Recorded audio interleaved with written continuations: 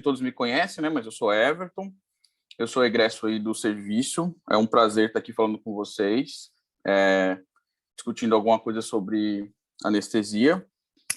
E eu sei que vocês já tiveram hoje 2 aulas, tiveram as atividades no hospital, então, assim, a nossa conversa vai ser mais objetiva, mais direta, a aula não vai ser comprida, mas, embora eu acho que essa aula é importante porque ela tem alguns conceitos que a gente carrega, vocês vão perceber, para o resto da vida, né?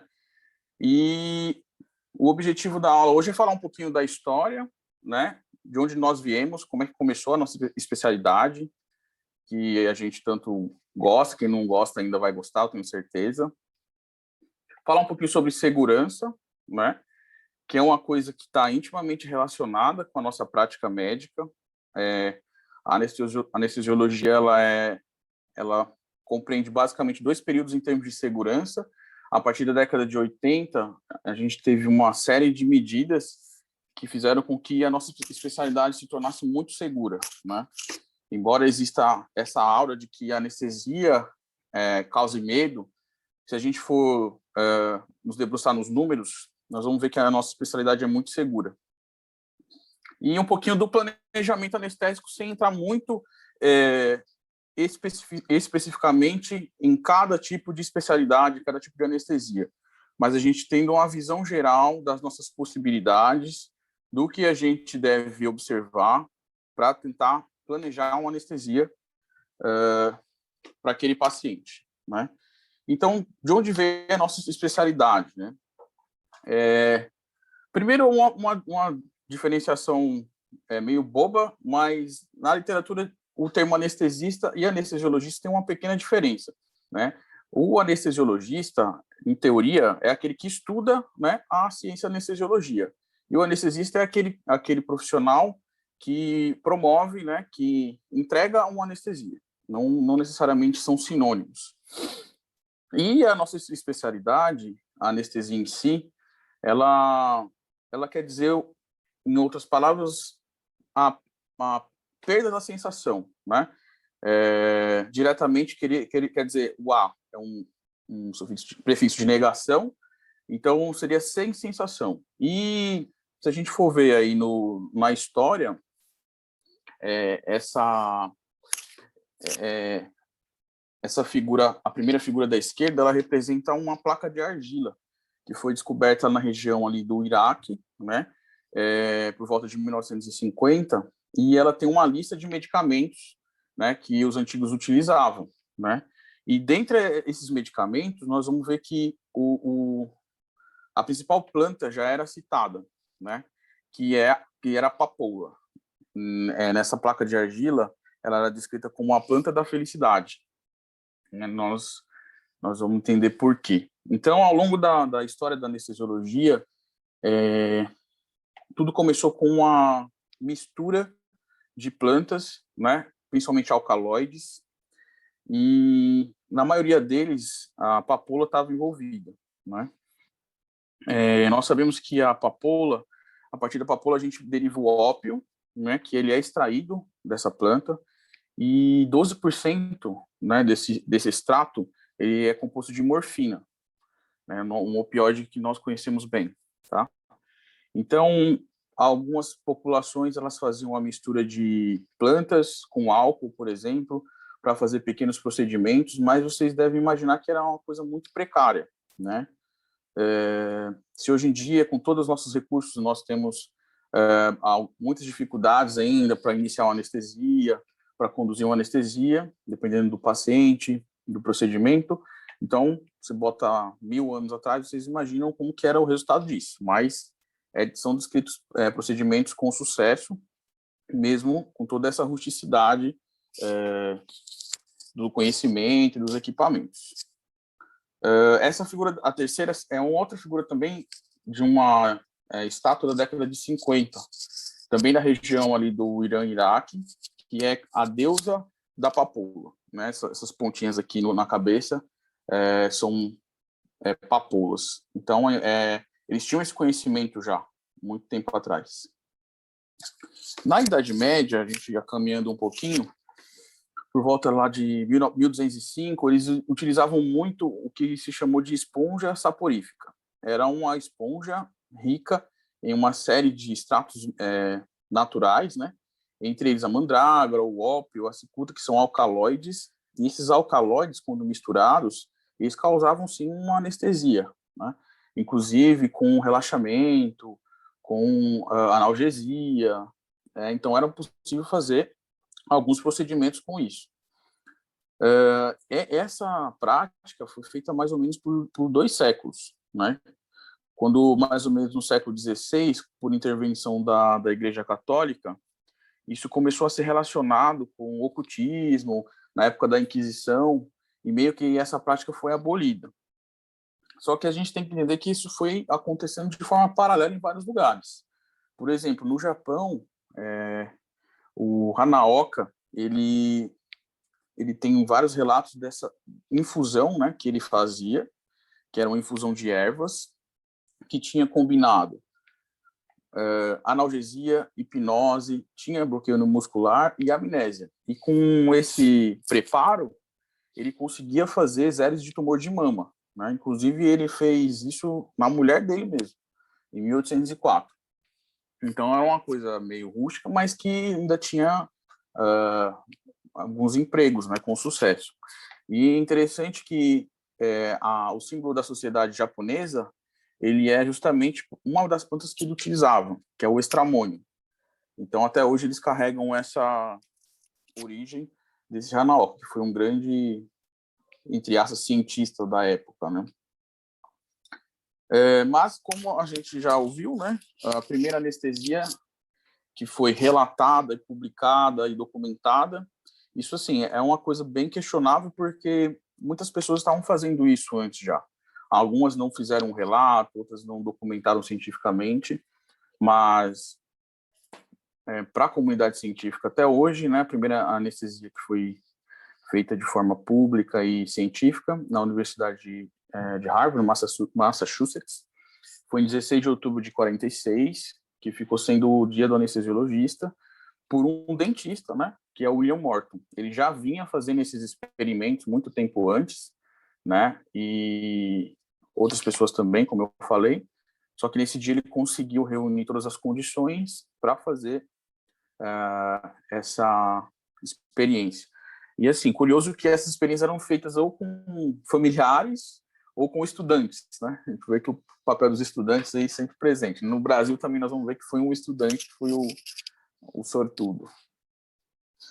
Já no Brasil, curiosamente, pouco tempo depois, né, em 25 de maio de 1847, no Rio de Janeiro, a primeira anestesia geral ela foi realizada, utilizando o éter, né, pelo Roberto Raduc Lobo, no Hospital Militar.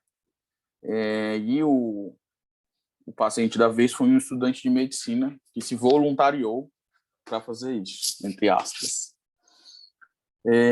A gente deve imaginar que isso era muito difícil, né? Você trazer equipamentos, esses equipamentos eram todos ou dos Estados Unidos ou da França. Então, surpreendentemente, 7 meses eu achei bem rápido para a gente conseguir fazer uma anestesia no Brasil. Passando um pouco, para a gente falar um pouco sobre segurança, né? A gente tem que entender que o paciente ele tem que ser o foco da anestesia. É claro que ele não deve ser a única variável, mas no fim do dia, o paciente deve ser o foco, né? E o nosso objetivo é de não causar um malefício para ele com a nossa prática. Nós vamos perceber que a anestesiologia é uma especialidade muito invasiva muitas vezes, né? Então, fazer essas escolhas, ponderar essas ferramentas que nós temos à disposição, às vezes é muito difícil. Então, se a gente tiver isso em mente, que o foco é não causar um malefício, às vezes a gente fazendo menos, a gente pode trazer um desfecho melhor para o paciente. A questão de segurança versus qualidade, né? São conceitos distintos, mas eles são interrelacionados, né? Tecnicamente, a segurança ela é medida através de falhas, né? E ela se relaciona com a prevenção de injúrias e lesões para o paciente, né? E já a qualidade, ela é uma medida dos desfechos que a gente atinge, né? E aí a gente vai usar guidelines, vai usar boa metodologia para atingir uma anestesiologia de qualidade. Se a gente voltar a primeiro relato de morte relacionada à anestesia foi em 1848, né? E isso aconteceu para realizar uma amputação quando da administração do cloroforme, né? Como eu tinha adiantado, agora no século XX, que voltou-se para essa preocupação, né, de realizar medidas que melhorem a segurança da prática anestésica. Isso aconteceu basicamente a partir da década de 80, né? Em 1978 foi feito o primeiro estudo relacionado com o erro humano, e a gente tem que lembrar que, principalmente nos Estados Unidos e agora também no Brasil, existe uma judicialização da medicina. Então, a nossa prática, ela também tem que levar em conta isso.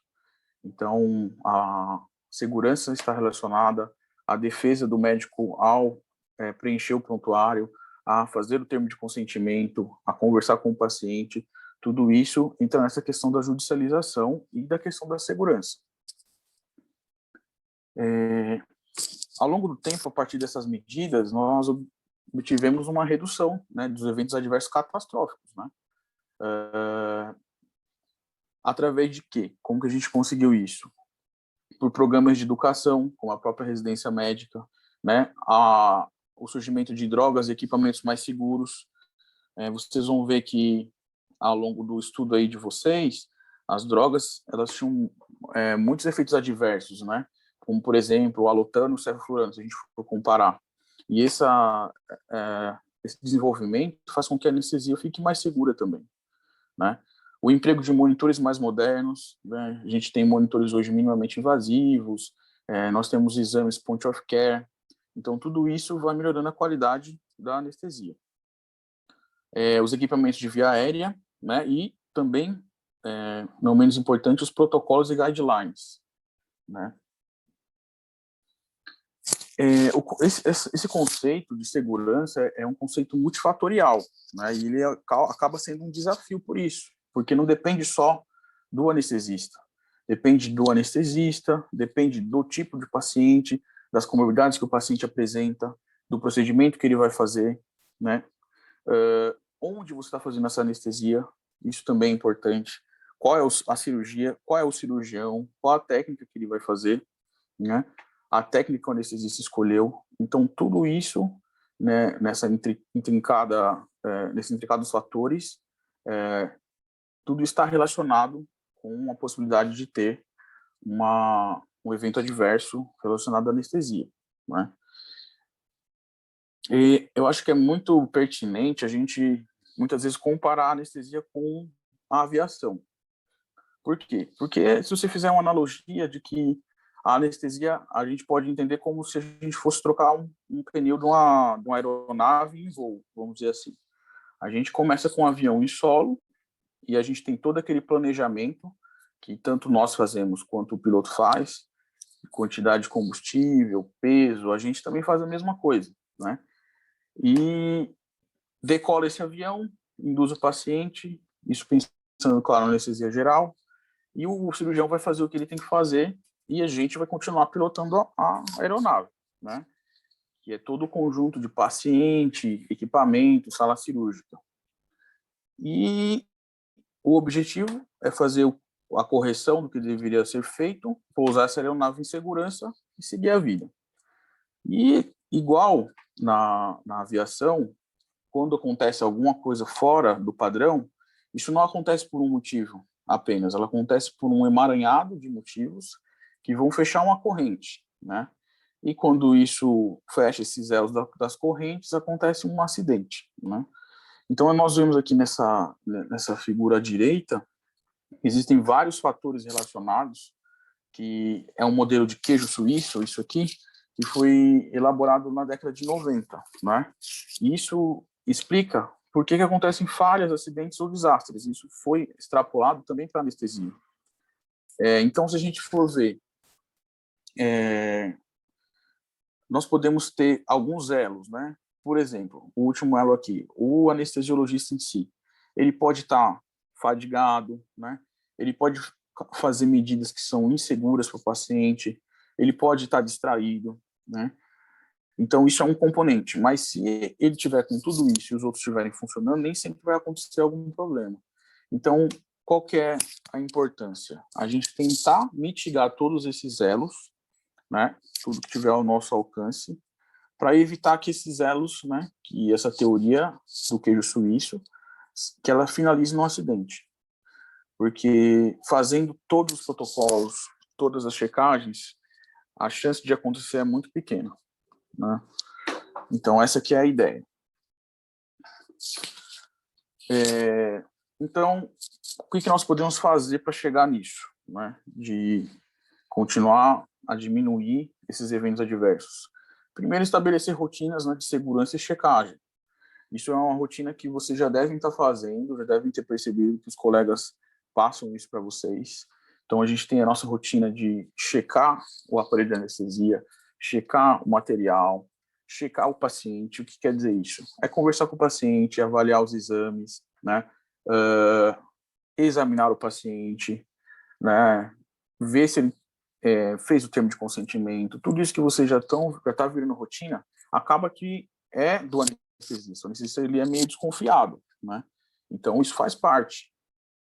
A identificação do paciente, se é aquele paciente, se é aquele procedimento, né? Se é aquele lado de fazer aquele procedimento. É comum você estar ali na sala de recuperação, tem vários pacientes, e você pode muito bem levar um outro paciente, né? Então, esse conceito de você checar, da enfermagem checar, do colega checar, às vezes não é porque a pessoa está desconfiando de você, é porque esse conceito de dupla checagem é importante, né?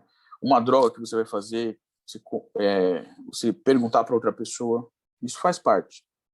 Utilizar monitores adequadamente, né? Vários detalhes foram Alô? crescendo. Oi? O lance do pneu é um deles. Esse lance aqui já está... Oi? Estão me ouvindo? Tá, apareceu. Agora estou. Tá. Então, usar os monitores adequadamente, né? Com os alarmes, com os tamanhos específicos para cada paciente, as configurações adequadas, se é paciente adulto, paciente pediátrico. O ideal é que a gente não desligue nenhum alarme, né? Para a gente sempre ficar vigilante. E uma coisa interessante é estabelecer planos de contingência, né? Seja para dispositivos como de via aérea, né? A gente sabe que existem, por exemplo, o algoritmo de via difícil que eu deixei aqui à direita. Você percebe que é um plano de contingência. Se uma coisa não dá certo, você já tem outra esperando. Outra coisa não deu certo, você já tem outra esperando. Você já vai saber o que fazer, né? Essa sistematização ela é importante no momento de crise. Então, todos esses protocolos que a gente conhece como ACLS, o PAUS, eles são feitos para isso, para sistematizar procedimentos e tentar diminuir o tempo de resposta e aumentar a qualidade na resposta para esses pacientes quando tem algum evento adverso. E, por último, um planejamento adequado, né? Nós sabemos que existem algumas contraindicações, né? Alguma prática anestésica para algum paciente. Então, é muito difícil você indicar uma anestesia dependendo do caso. Então, porque nem toda anestesia vai servir para todo paciente. Então, esse planejamento também faz parte da questão da segurança, né? Nós sabemos, por exemplo, corriqueiro, uma anestesia numa paciente gestante. Existem várias alterações fisiológicas, anatômicas, que fazem com que a gente vá fazer uma adaptação da nossa anestesia para aquela paciente. E se tratando, por exemplo, de pacientes saudáveis, asa 1 e asa 2, versus pacientes com comorbidades. Tudo isso a gente tem que levar em conta, né? Um paciente asa 1 e 2, para fazer um procedimento de baixo risco, por exemplo, você vai fazer uma anestesia voltada para aquele paciente. Então, a maioria das vezes, você não vai pegar um acesso central para esse paciente, certo? Agora, um paciente que tem muitas comorbidades, vai fazer uma cirurgia de grande porte, você vai precisar adequar todas essas características da sua anestesia para aquele paciente, né? E você vai vendo isso ao longo do tempo e sempre aprendendo, né, alguma característica específica de cada procedimento. A avaliação pré-anestésica é muito importante nesse planejamento, né? Então, você estabelecer qual que é o estado físico do paciente através da classificação ASA, você fazer uma avaliação criteriosa de via aérea, né, para você não ser surpreendido, embora a gente fazendo essa avaliação, existe aquela entidade da via aérea difícil não predita, né? Mesmo a gente fazendo, a gente pode ser surpreendido.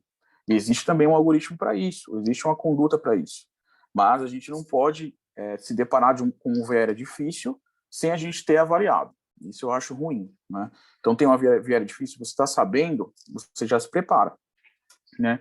O índice de massa corpórea também, a gente sabe que altera a nossa programação, tanto pela questão dos pesos, da anestesia venosa, da via aérea, questão de material na sala cirúrgica, às vezes tem uma dificuldade de punção, tudo isso pode alterar, né? O uso de medicações, alergias, procedimentos e intercorrências que a pessoa já teve em outros procedimentos. Tudo isso a gente consegue ver em uma avaliação pré-anestésica, então é bem importante isso. E mesmo assim, em pacientes que são pacientes saudáveis, a gente tem, né, algumas complicações. A principal delas é náusea e vômito, né, pós-operatório, pode ter um dano ocular por compressão, né, via aérea difícil não antecipada, né, consciência intraoperatória e hipertermia maligna. Tudo isso vocês vão ver mais para frente especificamente cada um. Então, o planejamento a gente tem que ver quais são esses fatores, né? Aquela anestesia, a melhor anestesia para aquele paciente naquela hora, né? Para aquele procedimento cirúrgico, tá? E aí, a partir disso, você vai fazer a sua anestesia. É óbvio que você também faz anestesia para a equipe cirúrgica, não tem como a gente dizer que não, né? Porque o cirurgião também faz parte da equipe. Então, é interessante você conversar com ele, né? Ver o que ele pretende fazer, e aí, a partir disso, você fazer as adaptações que você julgar necessárias e plausíveis, certo? Então, o paciente, você vai avaliar a idade do paciente, qual é o procedimento, quais as comorbidades que o paciente tem, né? Quais as preferências do paciente. Eu acho que vocês tiveram aula de bloqueio do neuroeixo hoje, então vocês sabem que a recusa do paciente é uma contraindicação formal, né? Então, se o paciente não quer fazer uma raquianestesia, você tem que levar isso em conta, tá? E em relação à cirurgia, o tipo de cirurgia, questão de posicionamento, muito importante também que vocês vão ver futuramente, né? As preferências do cirurgião e o tempo cirúrgico também é importante, né? Vocês vão ver que isso é um desafio para a gente, principalmente em lugares que são hospitais de escola, a questão do tempo cirúrgico. Em relação à anestesia, nós vamos ter que ver quais são os recursos que nós temos, né, no local que a gente está trabalhando, como fármacos, o aparelho, se tem ultrassom, os monitores disponíveis, né, e a partir disso planejar, né, onde a gente está fazendo anestesia, que a anestesia a gente pode fazer anestesia no centro cirúrgico, mas tem o centro obstétrico, tem o centro de hemodinâmica, tem anestesia fora do centro cirúrgico para sedação, para tomografia. Então, cada lugar tem as suas especificidades, né? E, claro, a preferência e experiência do anestesista, isso também conta muito. Agora, eu queria só, em relação ao planejamento, né? Classicamente, os livros, eles dividem, né, em se tratando de anestesia geral, em alguns fatores que a gente busca quando vai planejar a nossa anestesia. Então, assim, isso aqui eu acho interessante para a gente começar a pensar no que vai fazer para aquele paciente. Para a gente conseguir preencher, né, esses fatores, eu acredito que a chance de ter uma anestesia adequada, ela fica bem grande, tá? Então, o que a gente pretende quando vai fazer?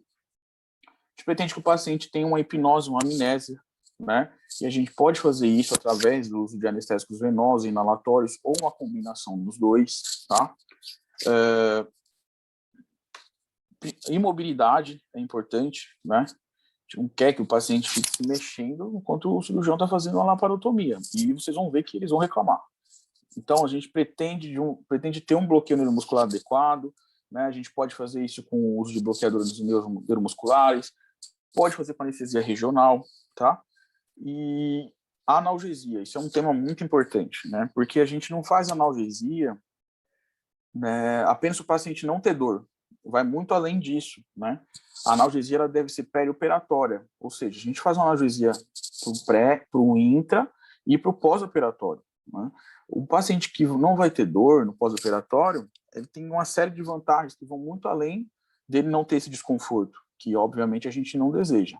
Mas o paciente vai deambular precocemente, se ele precisar fazer uma fisioterapia, ele pode fazer, ele não vai ter tantas atelectasias, ele vai ter uma alta precoce, menor custo para o hospital. Então, existe uma série de vantagens de você fazer uma analgesia adequada. Dor pós-operatória, a gente consegue fazer isso de várias formas hoje. A analgesia hoje, ela não é mais baseada apenas no uso de opioides, como nós vimos que era feito antigamente, né? Hoje a gente pode fazer, claro, sim, usar os opioides, mas a gente pode fazer uma analgesia multimodal, usando uma série de fármacos que, sabidamente, têm um efeito analgésico. Nós podemos associar um bloqueio do neuroeixo, excelente forma de analgesia, tanto intra quanto pós-operatória. A gente pode, por exemplo, fazer uma peridural contínua, passar um catéter e deixar esse catéter para uma analgesia pós-operatória. Pode associar um bloqueio periférico, que a gente pode utilizar ultrassom, também é uma excelente técnica. Então, tem várias formas de fazer, mas sempre lembrando que não é só para o paciente não ter dor, né?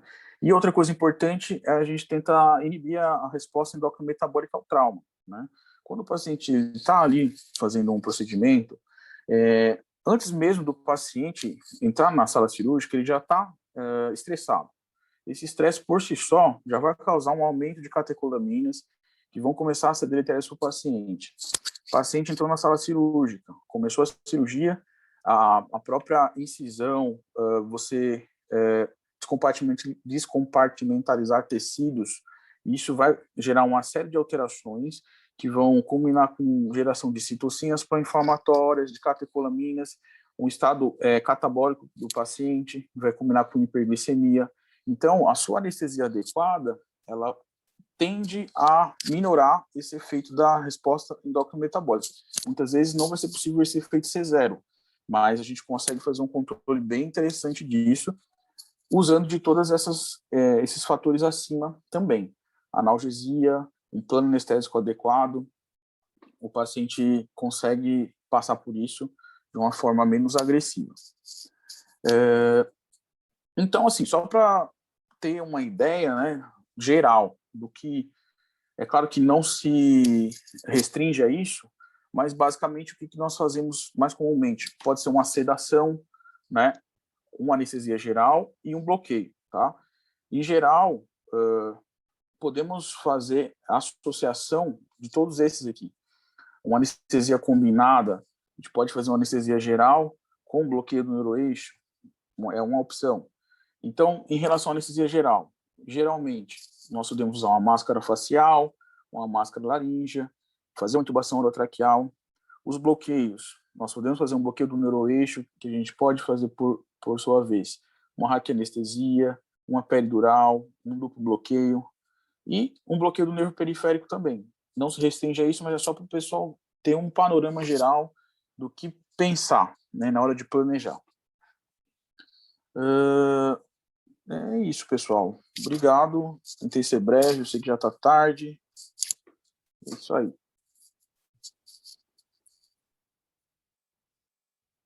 Oi, todo mundo dormiu? Não, foi muito boa a aula, Everton. Obrigado. De nada.